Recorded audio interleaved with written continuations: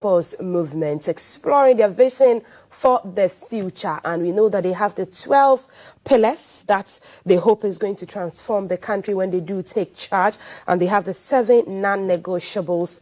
You can join our conversation by sending us a WhatsApp message on 055 5561034. We're streaming across social media, GTV Ghana, on YouTube at the GBC Ghana. This morning, the one in charge of the discussion for the New Force movement is Hubert Baidu. He's lead economic analyst. Good morning, Hubert. Good morning. Welcome to the show. Thank you. Thank you.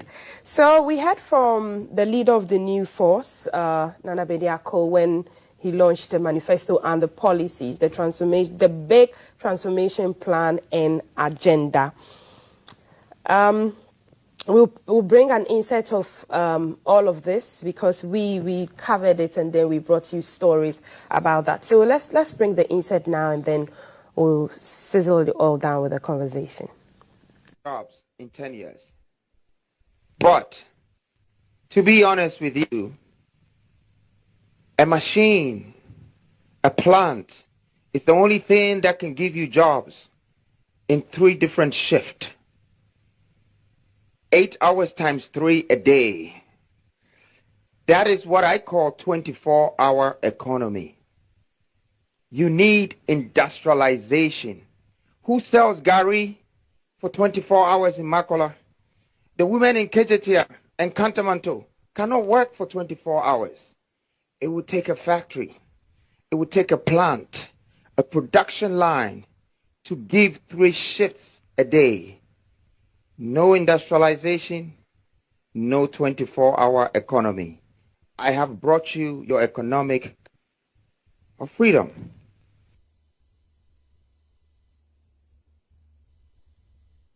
About food, I've been talking about gold reserves. I've been talking about food reserves. All these reserves, it's for the states. It's for the nation. This is what I call a Japadier, the real Japadier. Because you need an equity of what belongs to you. As one, we have to have a share of whatever that is on our grounds. We have to get jobs from it. We have to create wealth out of it. And we have to get the skill set out of what belongs to us. It's on our ground. We are the landlords of Ghana. It should be shared among us equally. But with all the reserves, there's one thing that I would like to add. And I know we probably never thought of it. But why do we buy money? Why do we have to go to England or go to Switzerland, to Delarue, to print our money? And after we fly or ship the money, before we have money? What happened to the industrial power that we're creating now? We are going to print money at home.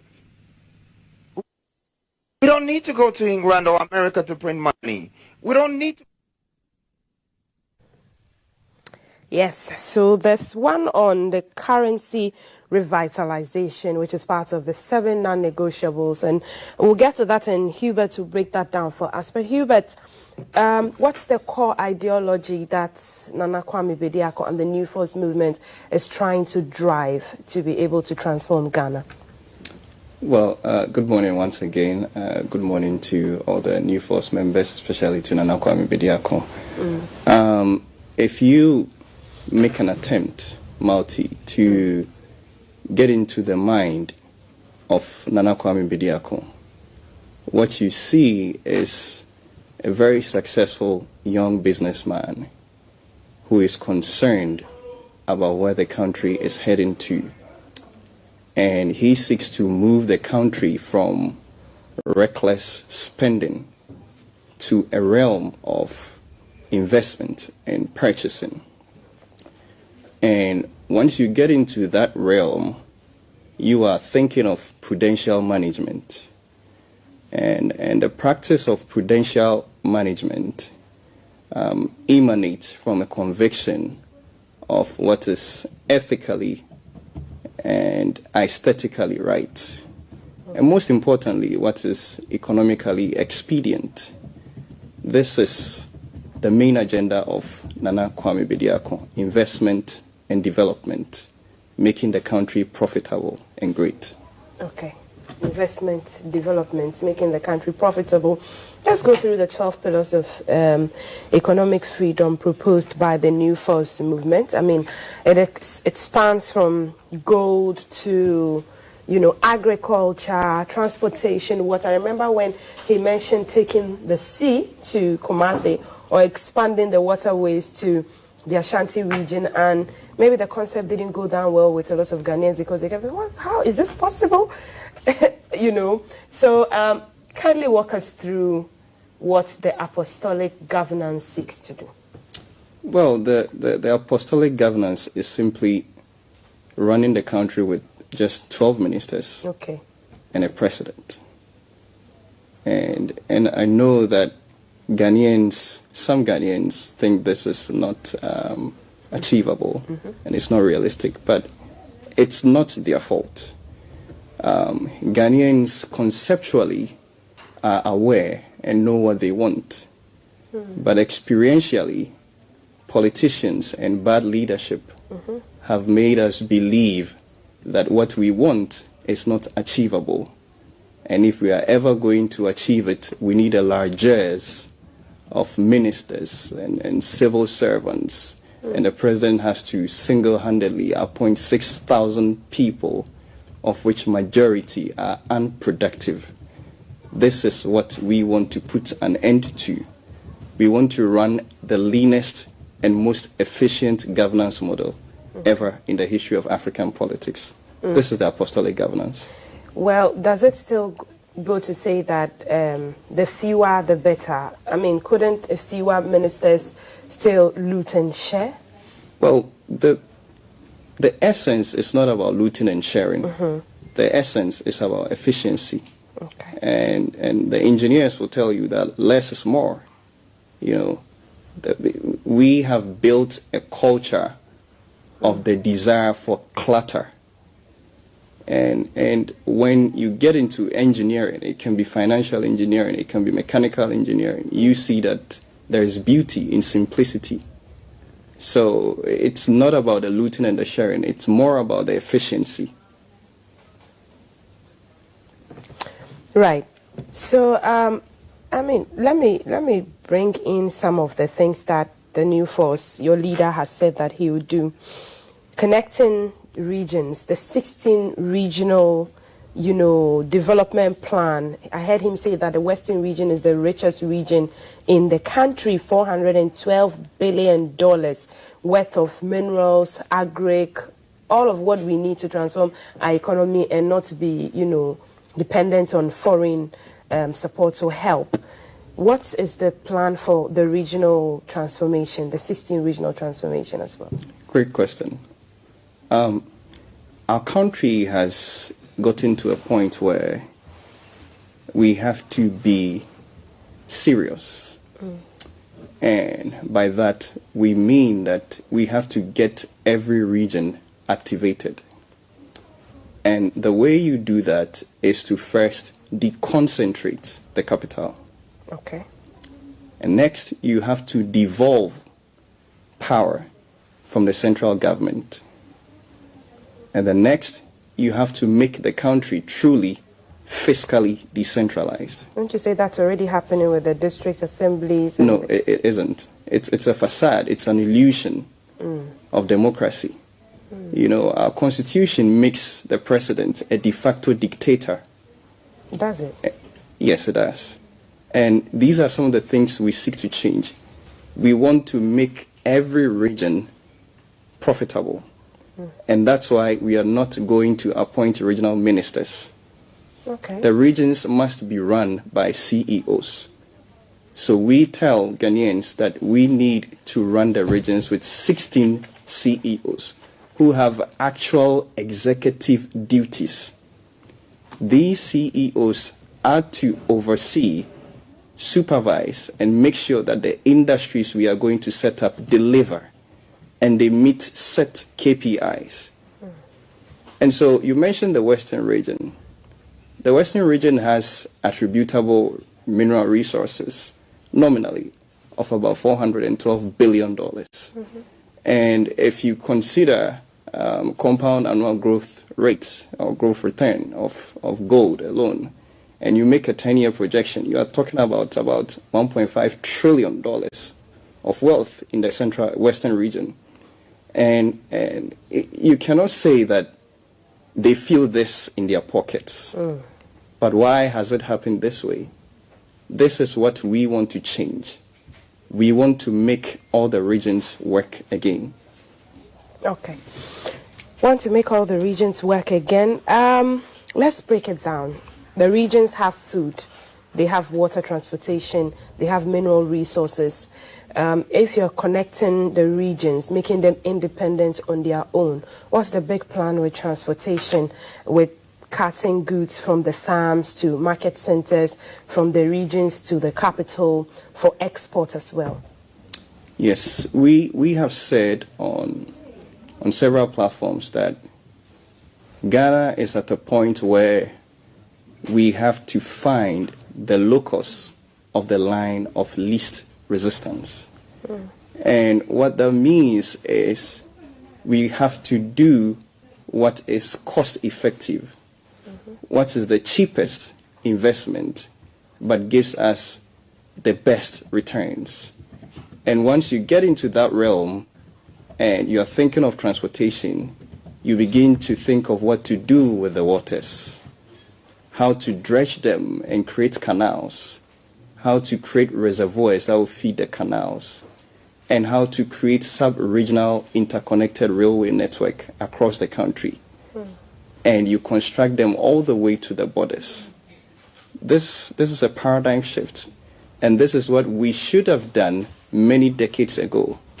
We began with Singapore, we began with South Korea, and they have all these. Why haven't we been able to do this? We have a failed leadership, and the earlier we change it, the better. So, talking about water transportation, the canals, you mean you're going to, expand like the Volta Lake? Absolutely. To get to places hitherto didn't have water transport there. Absolutely. And go ahead. Once you do that, what you actually achieve is that you induce entrepreneurial hunger in these so-termed villages that have suffered economic anemia. You induce cross-border investment, and you create a lot of jobs that they otherwise would have never thought of. And all this is in the 10-year plan? These are in the 12 pillars. In the 12 pillars. And the 12 pillars culminate into the 10-year plan, which are the 7 non-negotiables of Nana Kwame Bediako. Right. Well, I see the Eastern Corridor as well, and on the water connectivity and the railway, I know that crucially, since that links to the Togo border and there's a lot of farming activities there, transportation is crucial in that area. And let's tie it into health as well. What's the big plan for health? Transportation is key for health because in rural communities, how to get to health centers is a problem. And then the health infrastructure itself is a problem. Well, the big problem with health in Ghana is affordability. And that's the reason we don't even have quality healthcare, because the investor don't want to put money in there because they know you can't pay. And so if you check Pillar 6, you find the SNIT revolution. It's a paradigm shift. We want to create a market capital for investors. And what we want to do is that we want to change the usual waiting period of 35 to 40 years before you get your SNIT benefit. We want to turn the SNIT into a state insurance corporation where you can access your claim after 5 years of contribution. And this claim will cover health, accommodation, and education. We have found that these are the 3 basic needs of Ghanaians, and those basic needs don't change with age. They are constant. And once we are able to do that, we can create a market capital that gives investors cashback guarantee, and then they can build their health facilities they can build the health, medical equipment that will assure people of quality health care. So that's the SNIT revolution. Okay, let's look at industrification. Is it a tie of industry and education? Industrialization and education. Okay, break it down for us. Well, you have a country where we still study from syllabus that are not relevant. And that's why we have millions of graduates who are not fit for industry because they do not have the skill set that are required by the industries and the multinational companies.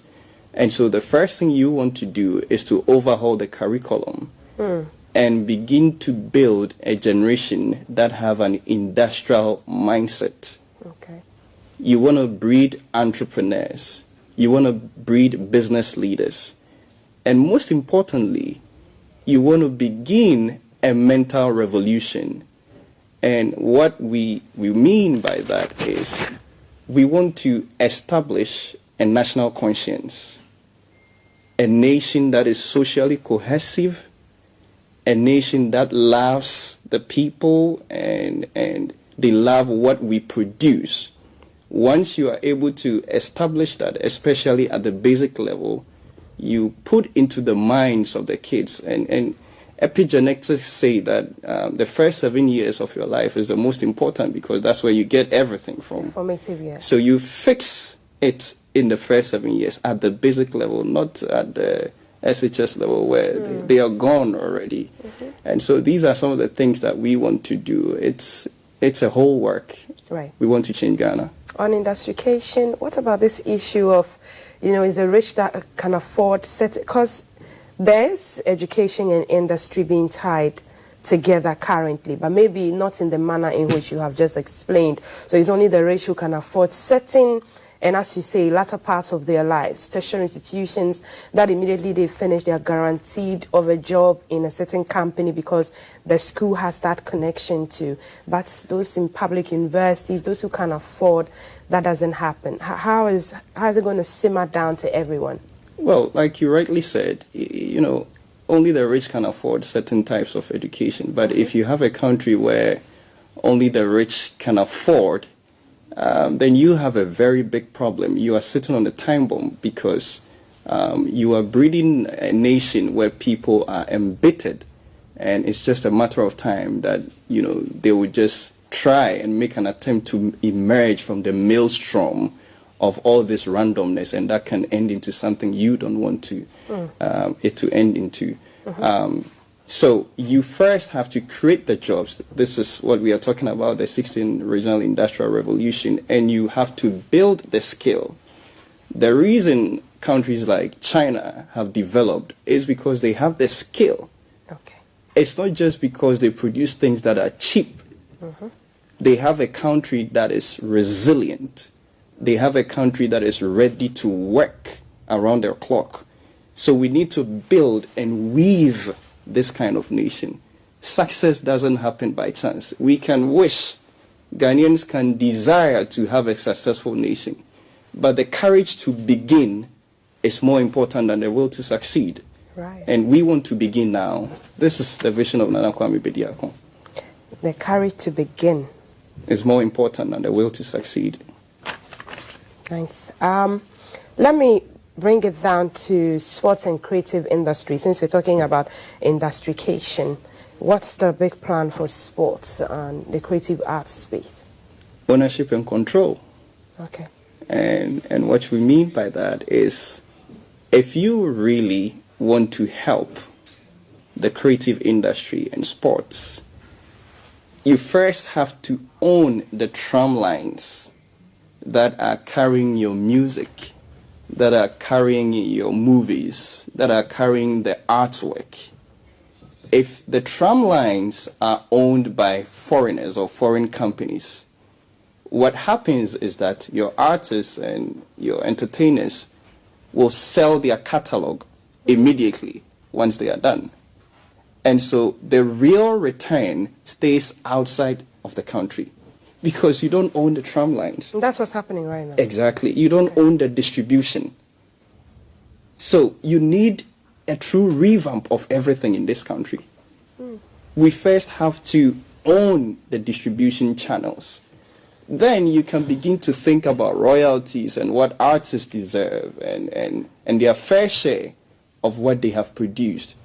And then you can think of the protection of intellectual property. You can think of regulations that borders around piracy and what have you. So it's more about ownership and control. Okay. How about sports?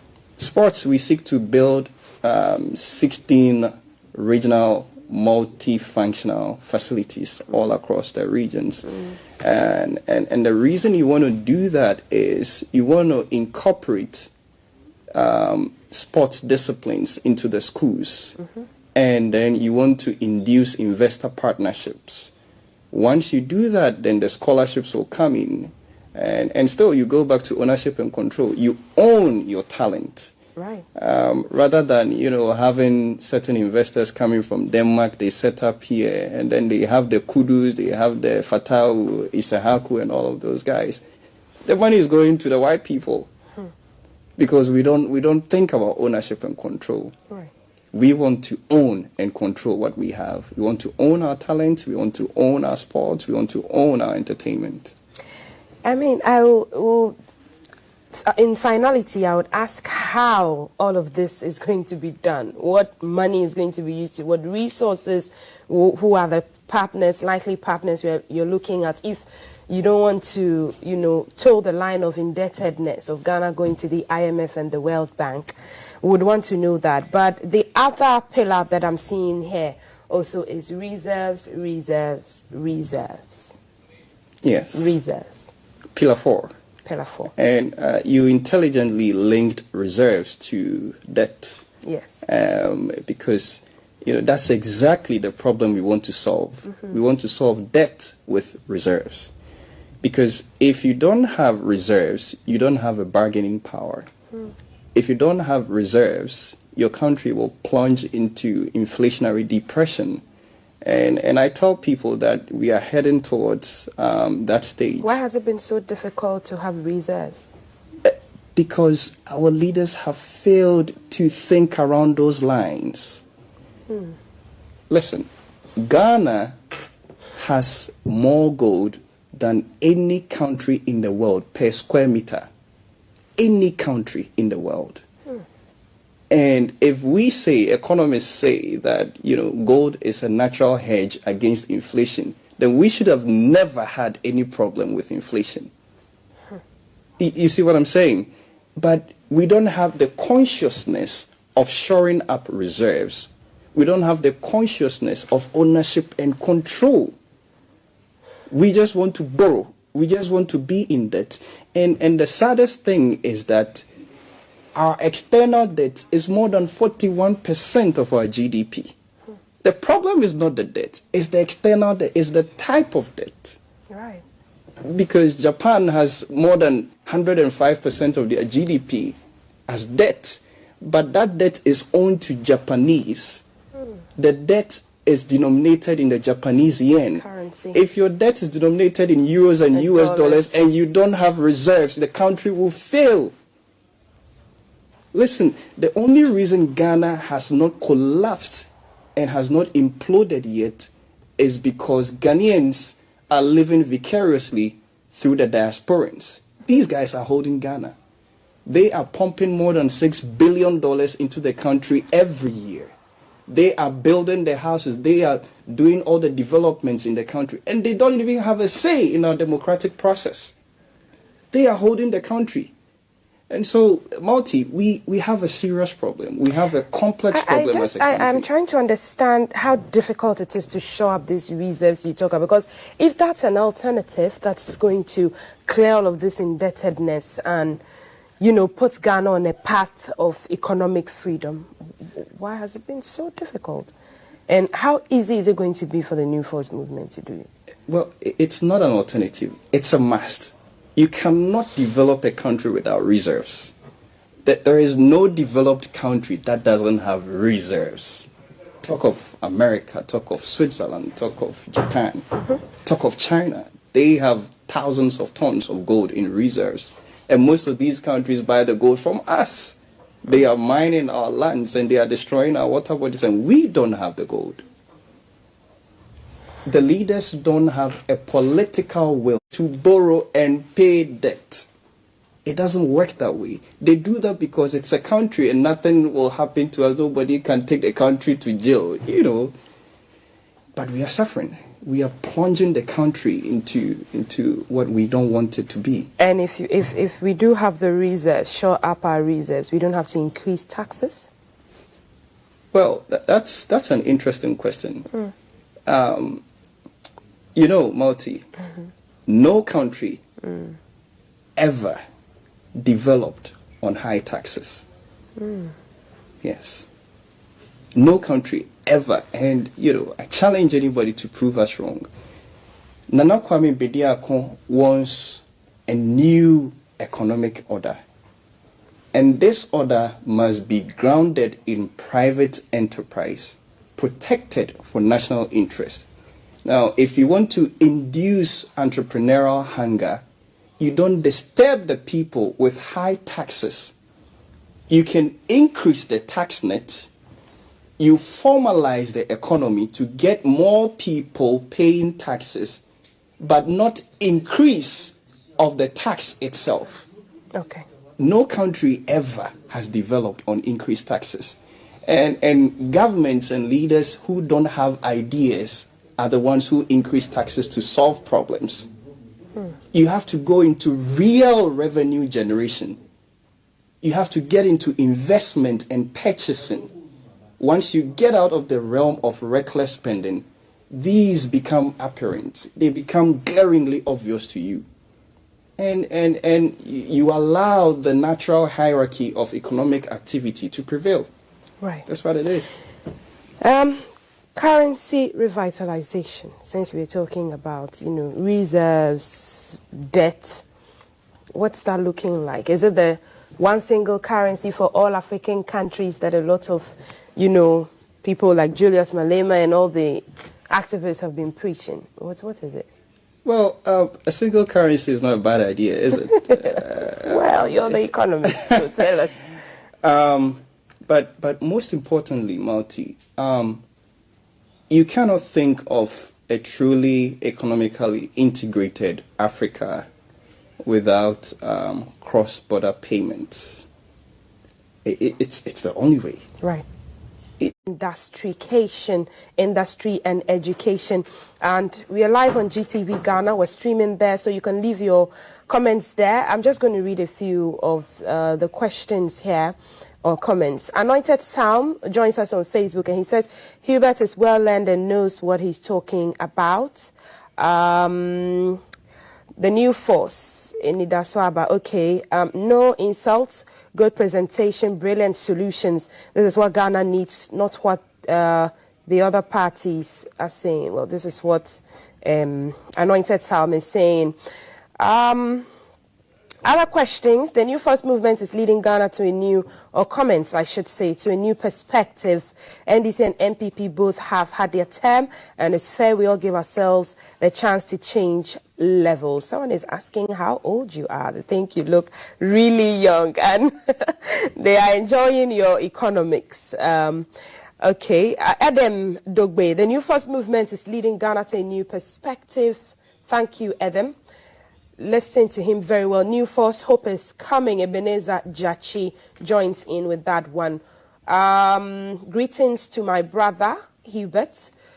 Okay, well, send us your thoughts and your comments if you have questions, because we've seen the questions on Twitter before the manifesto launch and even after the manifesto launch. So if there's anything that tickles you, send it out on 055-556-1034. Hubert, let me bring your attention to energy cities now in the 7 non-negotiables. What do you plan? What does a New Force plan to do with this? I was saying earlier that there are still a lot of rural communities that need electrification. Well, when you want to build industry, you have to consider energy. And in consideration of energy, you think of tariffs and how to create competition, how to make your tariffs competitive, because the investor is thinking of how to power the industries. And like we were saying initially about reserves, we already import more than $1 billion of gas oil every year. And we have oil that we can refine. So once you reverse this, you are already on the path of becoming an energy superpower. Apart from that, we are making a bold statement that Ghana has to get into nuclear energy. Okay.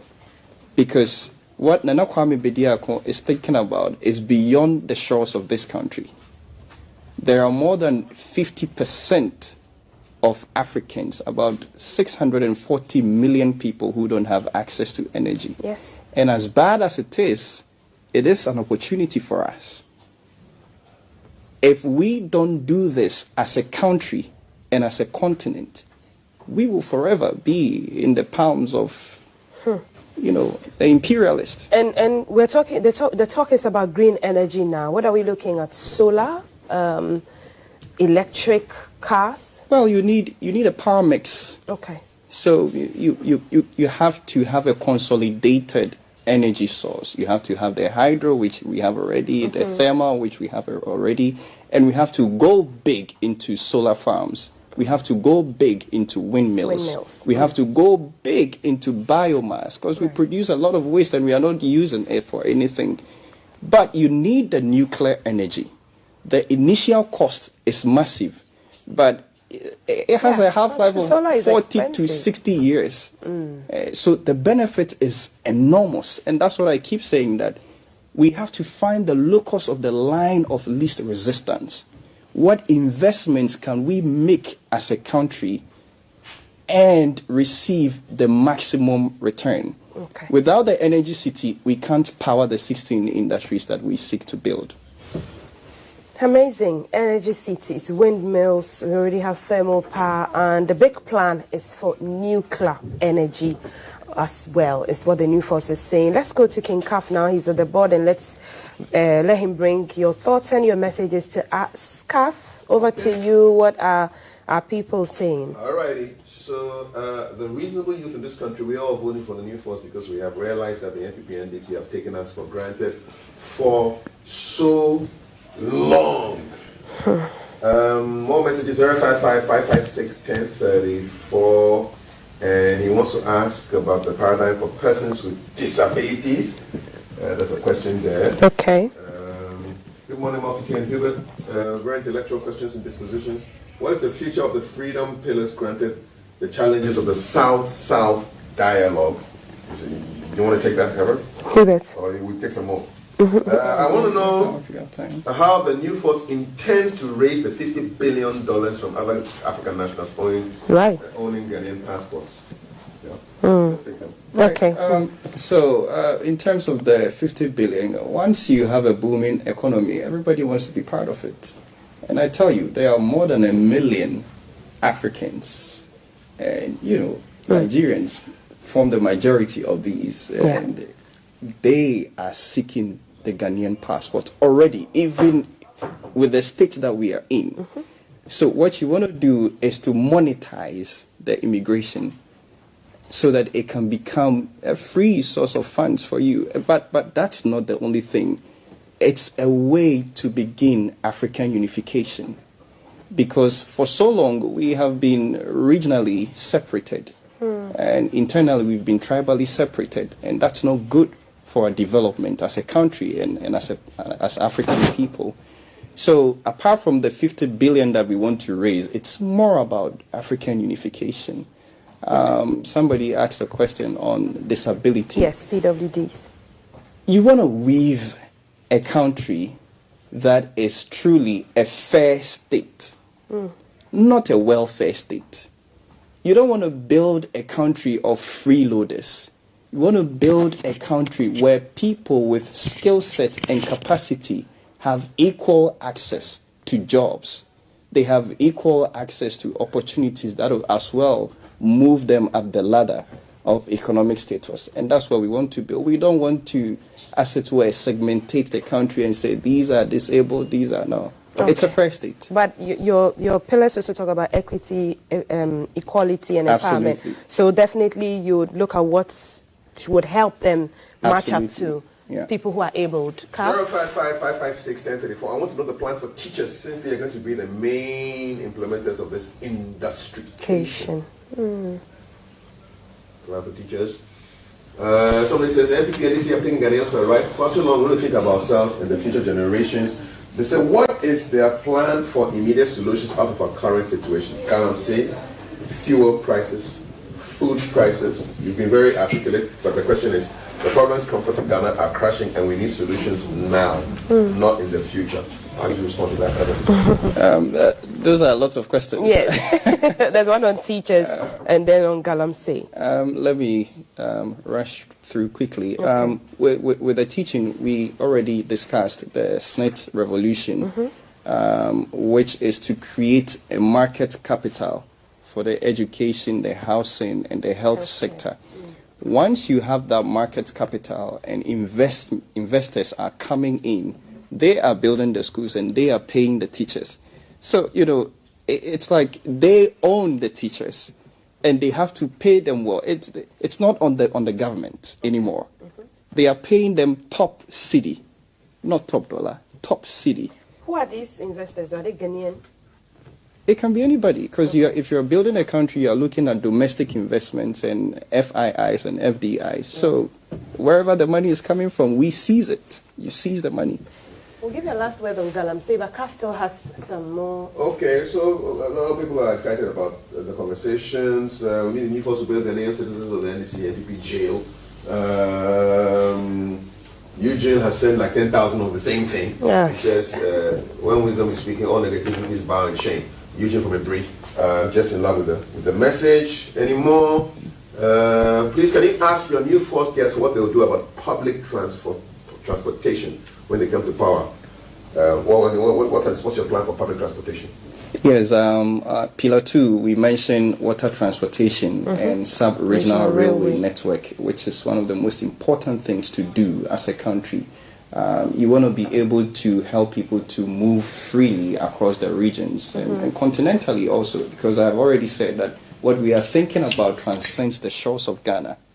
And once you do that, you inspire other African countries to continue. And that's how you create an economically integrated continent. How about internally? That question, I'm sure, also would beg the minds of people on fares, pricing. When fuel goes up, transport unions increase fares. The cap on who should increase what, how much should be increased as well? Yeah, but Multi, if you're a country that is importing over 2 million metric tons of gas oil, like I said earlier, how do you control fuel prices? It comes back to ownership and control. You have to at least cut this importation into half. We are an oil-producing country, but we are a net importer of oil and petroleum products. We have to reverse this, and it has to be done immediately, lest there's nothing we can do about fuel prices and transportation and lorry fares and whatever. Okay. Yeah. National security and data sovereignty. Excellent. I see politicians talking about database of the EC and data integrity. Listen, this is the new age. The world is moving into Web 3. And so we have to move all our data onto a distributed ledger technology, which is truly transparent, it is immutable, and you can't compromise it. This reduces corruption, this reduces fraud, this creates transparency and brings investor confidence. And it's one of the things that we want to do, Pillar 11. Finally, Galamsey, and I'm just going to serve you some of, this. I'm sure, probably if I didn't ask you, well, I need to give it a good shake. Ask you before you saw this, you'd be wondering what this is. And this is from months ago from one of our rivers. Which river is this? River Pra, I believe. Yes. I'm sure it's over a year. So that's yours, Hubert. What's the new forces' grand agenda for Galamsey? I mean, you've talked about reserves, mining, and doing it well. How are we turning back these our water bodies into the clean, clear water that we know? Multi, we don't want to deal with the symptoms. We want to go to the root. If people don't have alternative source of income or living, they will test economic activities, and they will find out that there is a lot of money in gold, and that's what they will do. It doesn't matter. They will do whatever it takes. They will risk their life because they are suffering. And so what you first have to do is to get the triangulation right. What I mean by the triangulation is the gold, the water bodies, and the farmlands. You have to create an economic harmony such that they all fall into a rhythm that brings everybody in tune, because it's already gone. People have already tested the activity. And like I was saying, you have to allow the natural hierarchy of economic activity to prevail. It's already going on. You have to clear the water, you have to invest in bioremediation, but you have to formalize the activity and regulate it. And lastly, if you don't have infinitesimal detail of where your lands are, where your reserves are, where the gold is, you cannot begin to think of clamping down Galamsey. Okay. And that's what the leaders don't know how to do. Know where your reserves are. Yes. And then you know how to clamp down Galamsey. Absolutely. Thank you so much for coming on.